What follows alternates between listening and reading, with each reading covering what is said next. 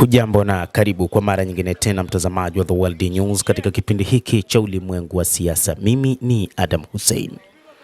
Jeshi la Iran IRGC limesema kwamba wamevunja kiburi cha rais wa Marekani Donald Trump na nguvu hewa za jeshi la Marekani ambalo limenasa kwenye kinamasi. Kupitia msemaji wa majeshi ya Iran ambaye amesisitiza kuwa taifa hilo la Iran limejihakikishia kwamba linapambana vema katika namna ya kuikabili Marekani.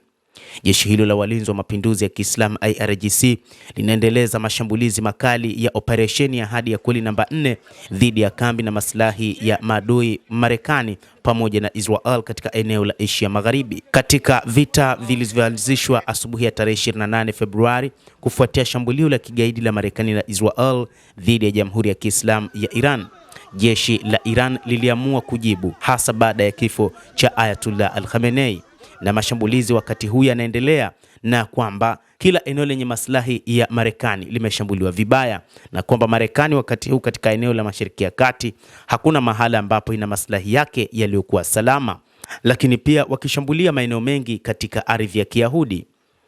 Ikumbukwe mnamo Juni 24 Iran kupitia operesheni za kijeshi zilizokuwa na mafanikio za kujibu uchokozi wa utawala wa Israel na Marekani ilifanikiwa kulazimisha maadui hao kusitisha uchokozi huo haramu. IRGC inaamini kwamba wakati huu Marekani inatumia propaganda kuwahadaa walimwengu, lakini pia kuwahadaa wa Iran kwamba wameharibu mifumo ya ulinzi kwa maana makombora yao ya ballistic.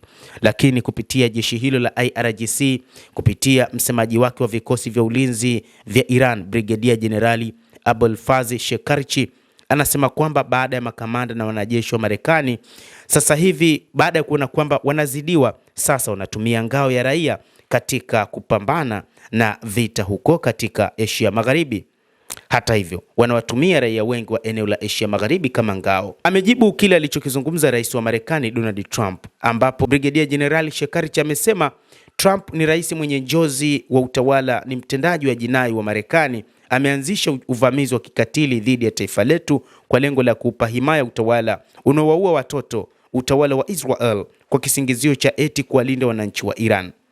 Amesema baada ya Trump kuona wanajeshi wa Marekani wanakabiliwa na vipigo kutoka vikosi vya ulinzi wa Kiislamu vya Iran, aliamua kufidia kushindwa kwake kwa kuwalenga raia wa kawaida hapa nchini.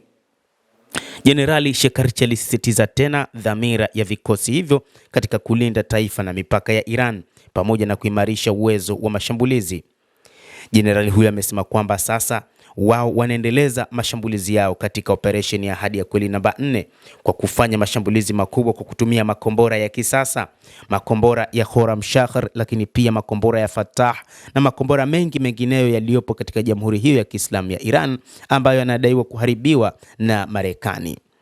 Makombora hayo bado yapo na yanaendelea kuwepo na yanafanya mashambulizi mazito ndani ya mataifa ya Asia Magharibi, ikiwa ni pamoja na Israel, lakini pia na maeneo yote ya nchi za Ghuba ambayo yana maslahi ya wa Marekani. Mtazamaji, endelea kutufuatilia, lakini ni kusihi usisahau kulike, usisahau kucomment, kadhalika usisahau kusubscribe channel yetu hii ili upate habari hizi kwa mapana kupitia The World News.